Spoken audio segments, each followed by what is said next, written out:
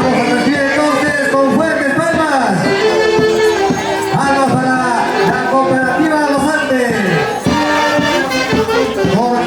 Con Daruski Aymaraes. Los Andes presente.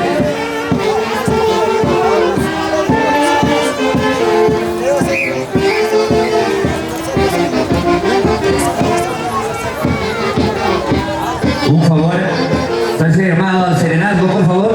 Las personas que están debajo del escenario, por favor, esa parte no es para ver el espectáculo, por favor, ¿ya?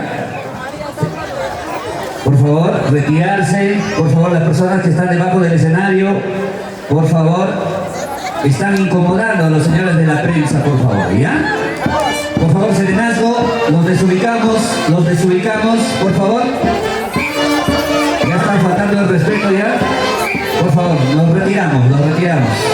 Fuerte entonces las palmas para la participación de la cooperativa Los Andes con sede en Pampas.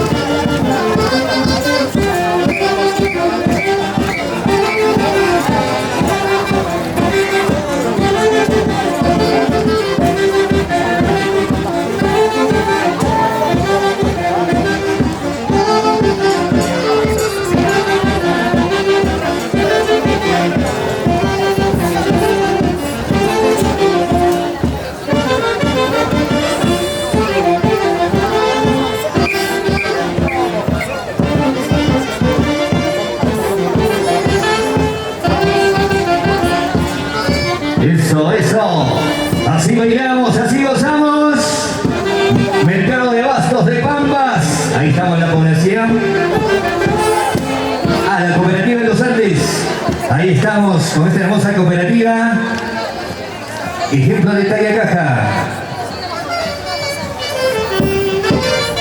Eso. Así gozamos, bailamos. Hoy, 12º Festival del Carnaval Talla Cajino, Pampas 2026. Gracias al Consejo Municipal, liderado por el alcalde Héctor Lugo Antonio. Ahí presentes diferentes instituciones, entidades privadas y también públicas en este día trascendental. Hoy,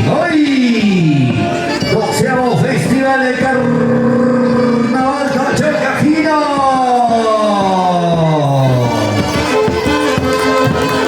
Vengan los aplausos entonces.